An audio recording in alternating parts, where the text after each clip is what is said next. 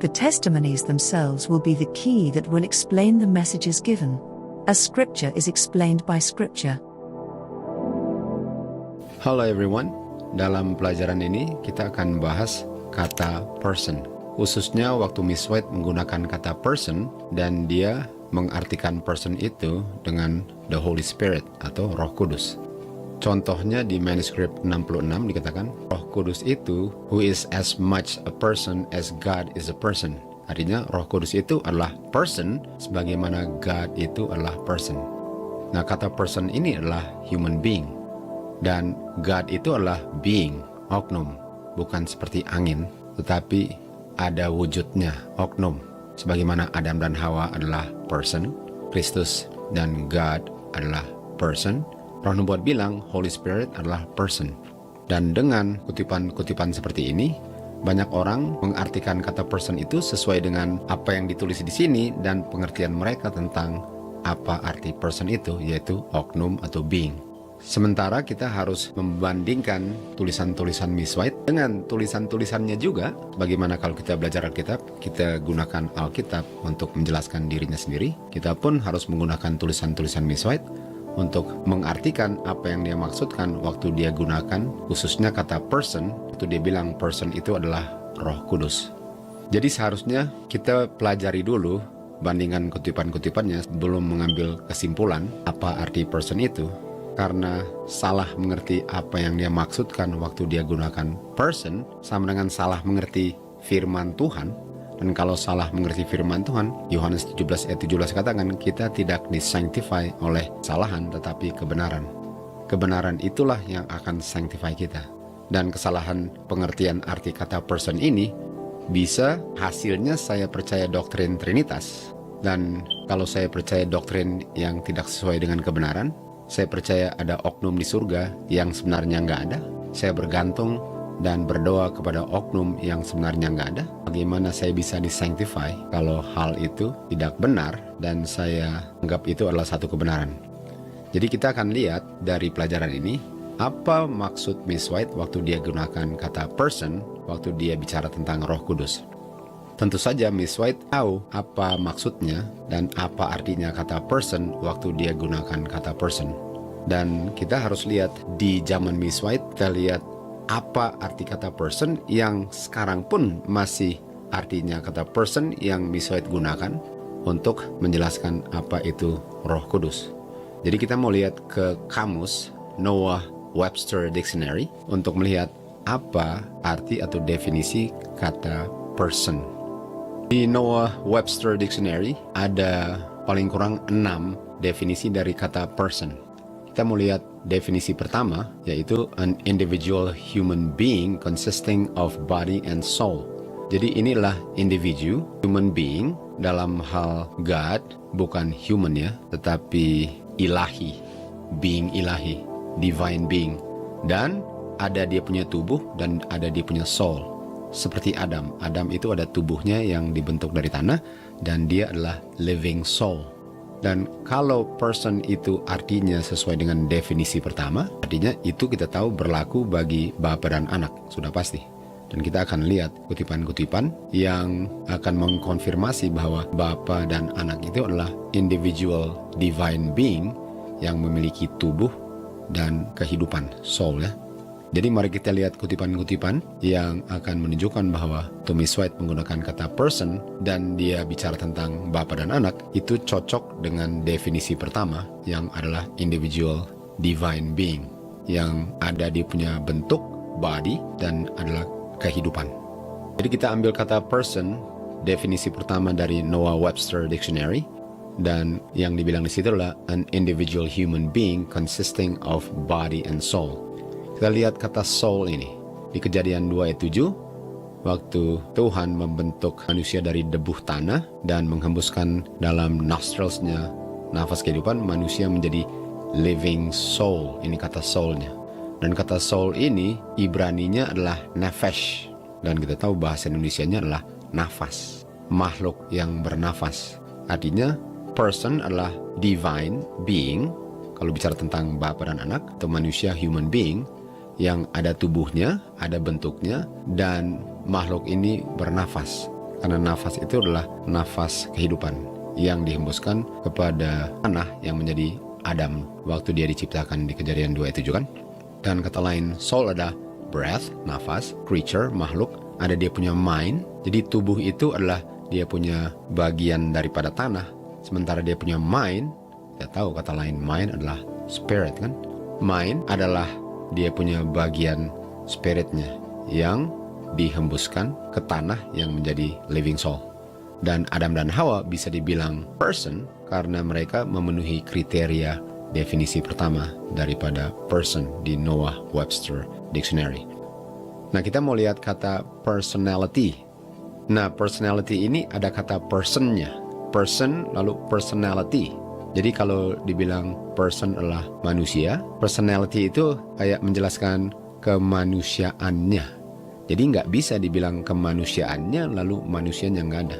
Di personality itu adalah penjelasan sesuatu tentang person itu. Dan personality definisinya adalah that which constitutes an individual, a distinct person. Jadi sesuatu yang ada hubungannya dengan terdiri dari oknum individual dan dia adalah oknum yang distinct, berbeda. Karena kita tahu nggak ada dua oknum, nggak ada dua orang yang sama. Semuanya beda, walaupun kembar pun beda. Artinya an individual, individu yang distinct person. Di personality itu hanya dimiliki oleh person itu. Sementara person yang lain memiliki personality-nya masing-masing. Nggak ada dua personality yang sama karena masing-masing beda. Seperti kalau kita lihat pohon dan lihat dia punya daun, dari jauh daunnya kelihatannya sama semua. Dan waktu kita dekat, daunnya beda.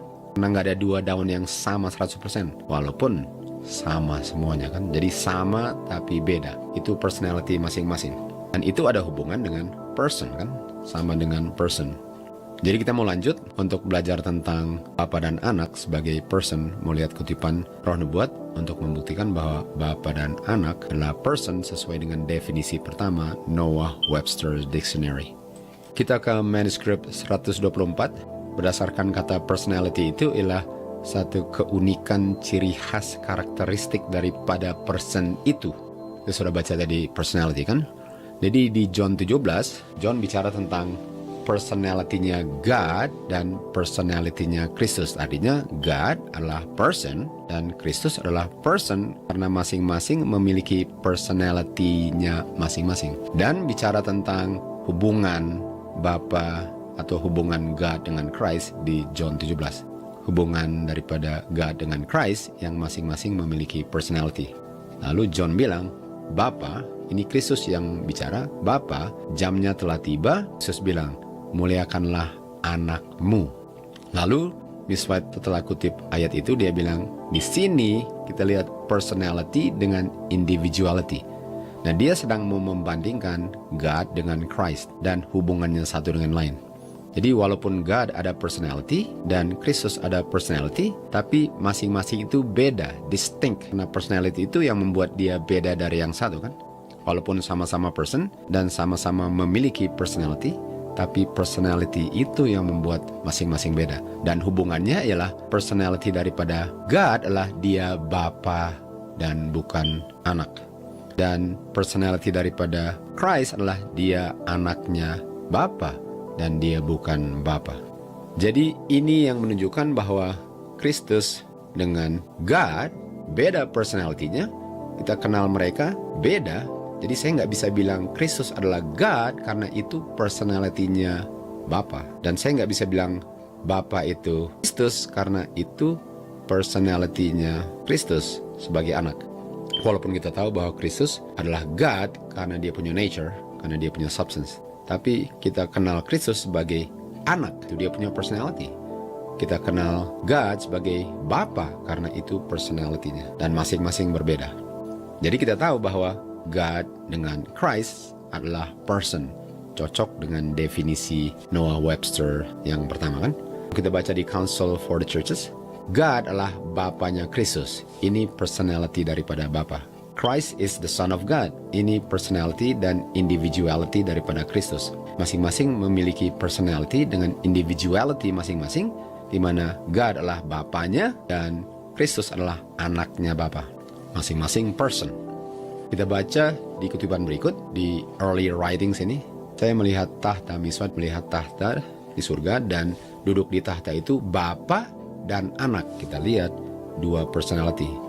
Lalu Miss White melihat wajahnya Kristus dan mengagumkan person yang lovely. Personnya Kristus yang lovely. Kristus adalah person. Saya nggak bisa lihat Bapa punya person. Jadi Miss White nggak bisa lihat person, oknum, divine being. Definisi pertama daripada Noah Webster tadi, Miss White nggak bisa lihat personnya. Artinya, bagaimana Kristus adalah person, Bapa adalah person, tapi nggak bisa lihat. Karena awan kemuliaan menutupi dia. Saya tanya kepada Tuhan Yesus, kalau Bapanya memiliki bentuk, form, atau body, person, seperti dirinya sendiri. Artinya Kristus adalah person yang memiliki personality karena dia anaknya, dan Bapa adalah person yang memiliki personality karena dia bapaknya anak. Lalu Tuhan Yesus jawab, dia memiliki form seperti saya. Tetapi saya tidak bisa melihatnya.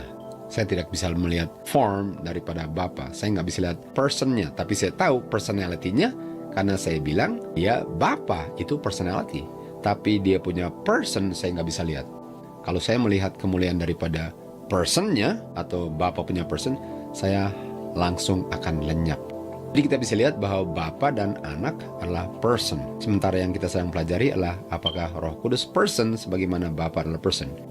Kutipan pertama tadi mengatakan bahwa Roh Kudus adalah person sebagaimana Bapa dan Anak adalah person.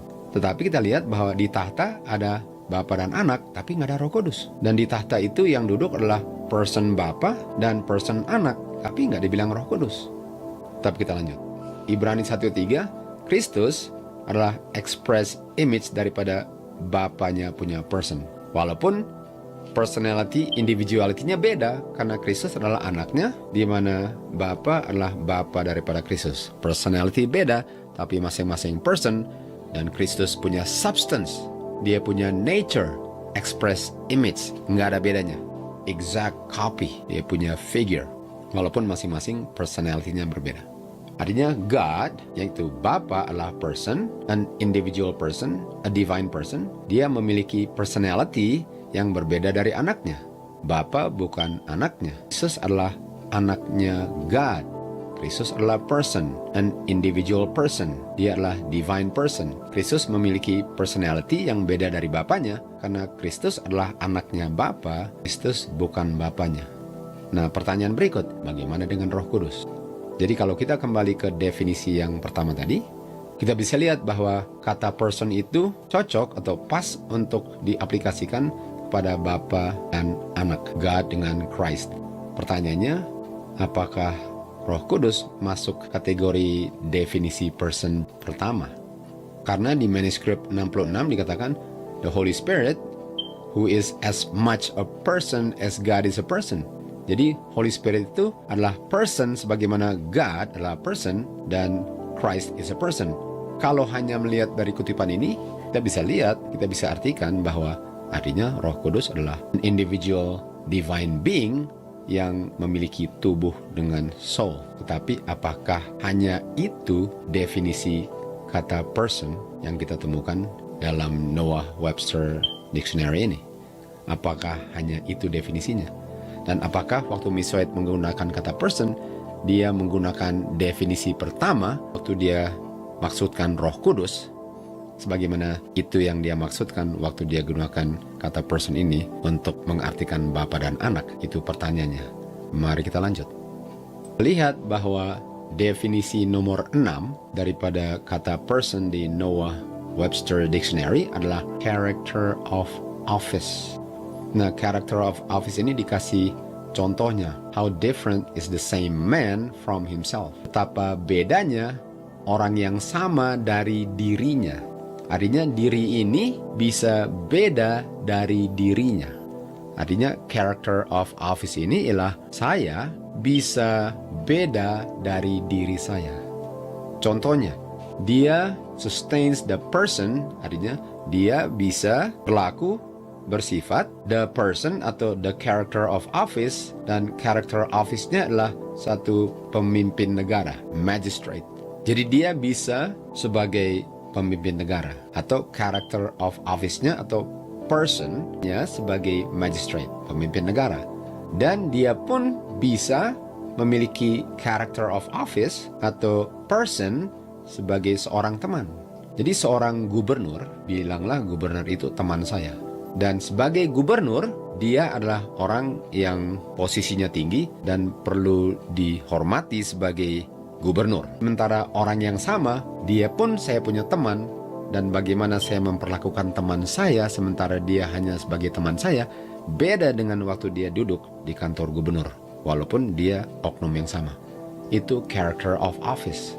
Artinya office itu dia punya peranan sebagai gubernur dan sebagai a friend.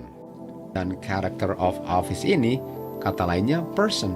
Jadi saya mau baca, how different is the same man from himself. Beda orang yang sama dari dirinya, sementara dia adalah person magistrate daripada dia person a friend.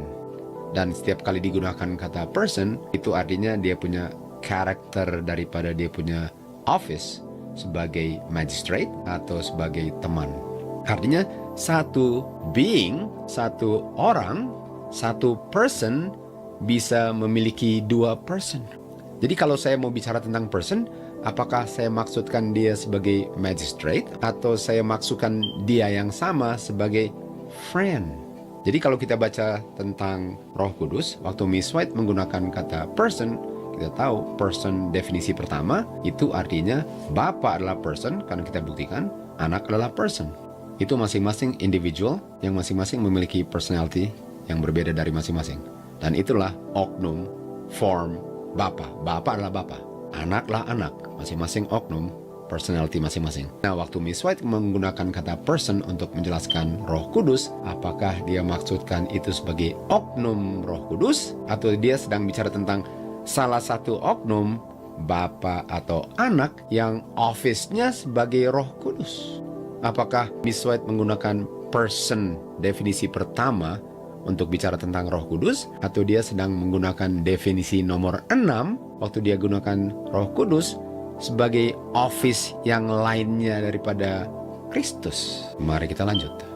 Kita lihat definisi person yang adalah character of office yang kita sudah jelaskan tadi, di mana seseorang itu, contohnya Kristus, dia adalah person, dia oknum person yang beda dari Bapa, personality-nya, tapi dia pun bisa oknum yang sama, Kristus yang sama, bisa office-nya sebagai Roh Kudus. Dan itu kita harus buktikan apakah kita bisa dapatkan kutipan-kutipan di Roh Nubuat yang akan sustain atau menopang pengertian itu.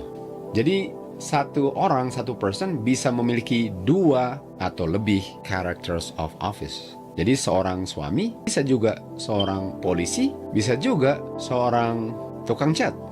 Dan orang yang sama yang kita kenal sebagai suami, dia bisa characters of office-nya, atau dia bisa dibilang person tukang cat, dia bisa dibilang juga person bicara tentang polisi, sementara dia adalah person suami. Mari kita lihat di Testimoni 9. Dikatakan ada satu God, personality Bapa, ada satu Savior, kita tahu itu person Jesus Christ, personality-nya anak, dan satu Spirit. Nah, satu Spirit ini apakah definisi pertama atau keenam? Dan waktu dibilang one Spirit, Spirit ini bicara tentang Kristus, personnya Kristus. Artinya personnya Kristus itu memiliki dua office. Satu sebagai anak Bapa, person, dan dia pun memiliki character of office dalam bentuk Spirit.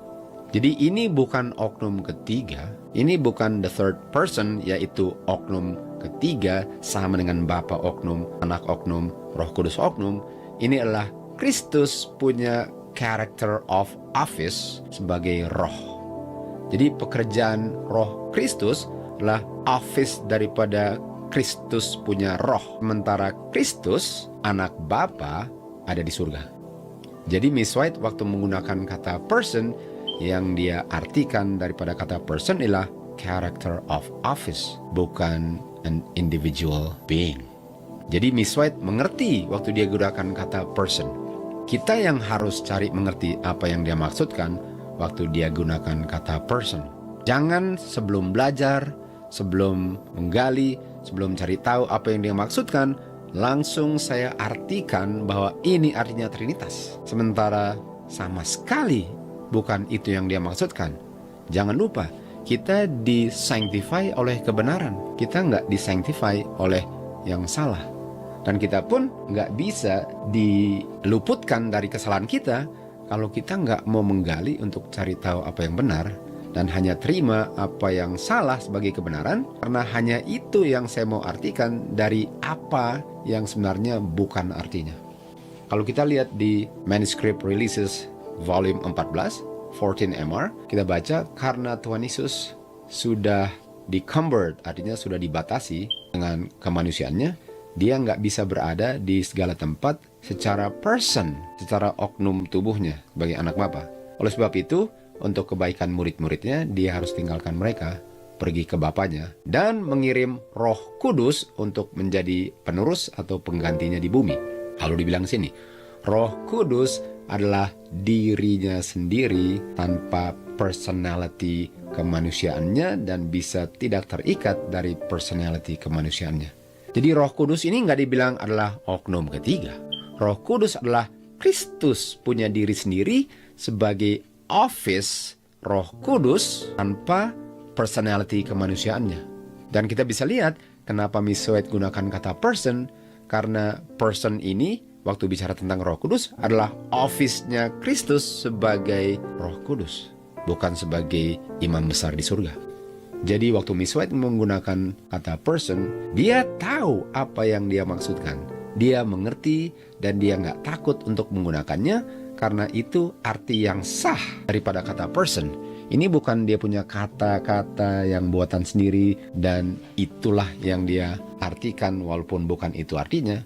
Karena dia menggunakan kata person karena itulah artinya sesuai dengan kamus, dan kita punya tanggung jawab lah yang untuk menggali dan cari mengerti apa yang dia maksudkan supaya kita jangan salah mengerti apa yang dia maksudkan, khususnya tentang Bapa dan Anak dan Roh Kudus.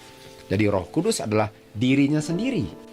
Office daripada Roh Kudus beda dengan office-nya Kristus sebagai imam besar di surga, walaupun ini adalah dirinya sendiri. Dia mewakili dirinya sendiri untuk berada di segala tempat melalui dia punya Roh Kudus yang omnipresent, yang hadir di mana saja, kapan saja, sementara tubuhnya berada di surga atau dia sedang menjalankan office imam besar di surga, dan dia pun sebagai person, the person of the Holy Spirit. Dan person ini nggak bicara tentang being, tapi dia punya office sebagai Roh Kudus sedang berada di bumi untuk menolong manusia yang berdosa untuk tidak berdosa dan dipersatukan dengan Bapa. Dan Roh Kudus adalah comforter. Jadi kita bisa lihat Miss White menggunakan kata person, dan pantas dia menggunakannya karena dia mengerti apa arti kata person sesuai dengan definisi dan sesuai dengan kenyataan kebenaran daripada apa atau siapa Roh Kudus itu. Di kutipan Desire of Ages, kita lihat di sini dengan menjelaskan kepada murid-muridnya the office work of the Holy Spirit. Dia tahu office work adalah person kan, character of office. Jadi Miss White menggunakan the office work of the Holy Spirit. Holy Spirit itu adalah personnya Jesus Christ, bukan sebagai being, tetapi bicara tentang dia punya office kan. Lalu dikatakan the Holy Spirit adalah pemberian yang tertinggi dan terbesar yang bisa diberikan kepada manusia. Lalu kuasa kejahatan yang sudah tambah lama tambah memperkuat dirinya dari abad ke abad, membuat orang-orang yang di bawah kuasanya sangat dikan sebagai budak dosa. Itu kuasa itu hanya bisa ditolak dan ditaklukkan melalui the mighty agency daripada the third person of the Godhead. Nah, ini muncul lagi person. Dan person ini bicara tentang Roh Kudus atau Kristus punya office sebagai Roh Kudus. Dan inilah the third. Kenapa the third?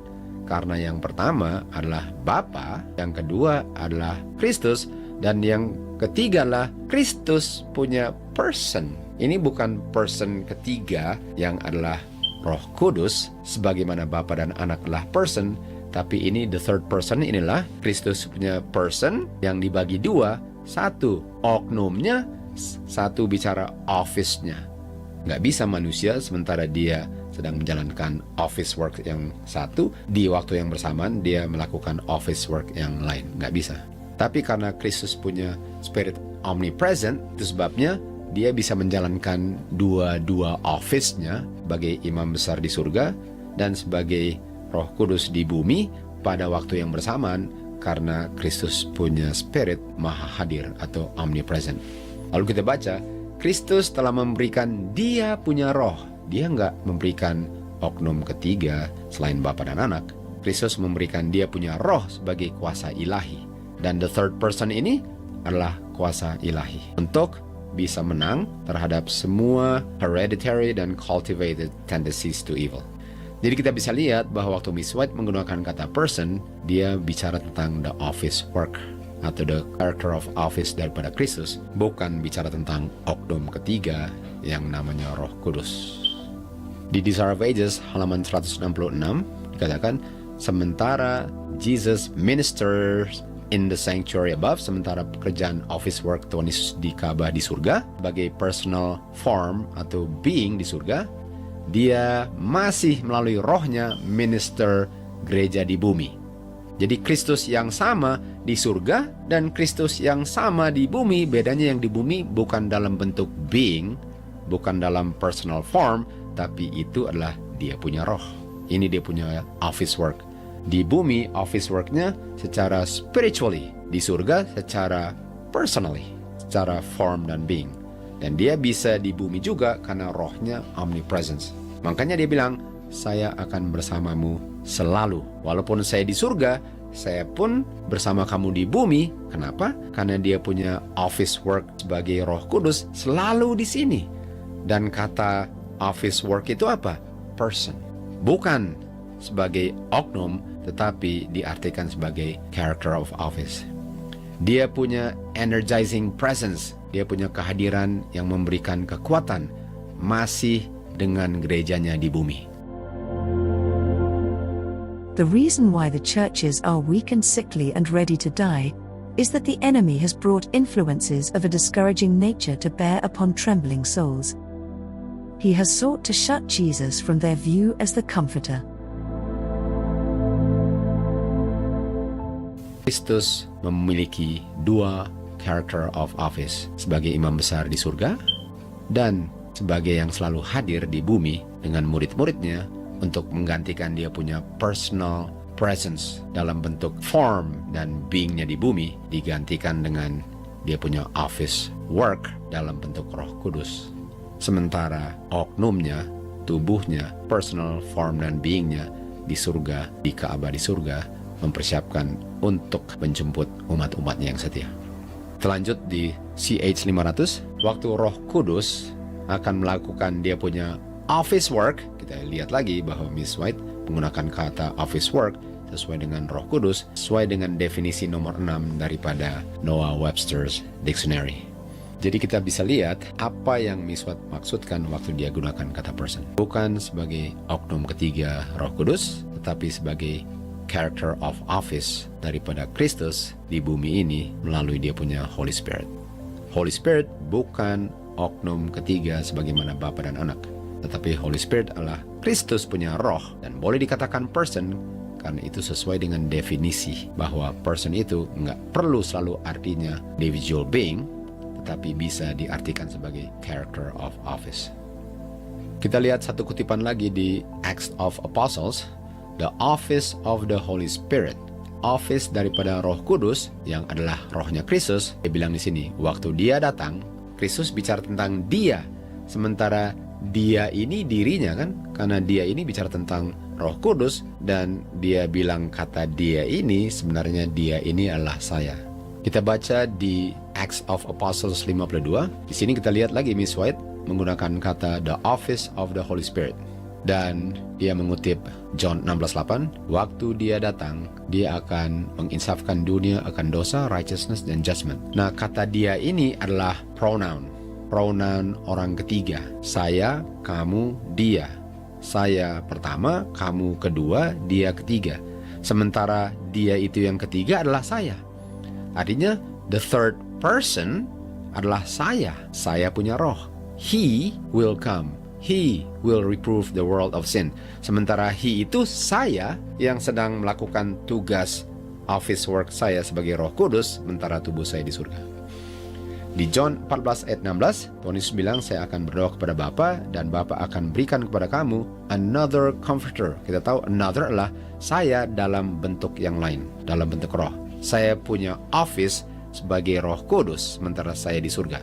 Saya akan kirim saya dalam bentuk roh, another comforter. Lalu dibilang apa? Dia ini adalah third person. Kita bisa gunakan kata person kepada Roh Kudus, dan kita bisa gunakan kata third bagi Roh Kudus, karena third itu adalah saya satu, kamu dua, dia tiga. Karena dia adalah saya punya roh, jadi He ini adalah the third person of the Godhead. Lalu ayat 17 dikatakan, comforter itu atau penghibur adalah roh kebenaran. Dan kata kebenaran inilah aletheia. Kita lihat di John 14:6, Tuhan bilang, akulah aletheia. Jadi kita bisa gantikan John 14:17, the Spirit of Christ. Karena Christ bilang, I am the truth.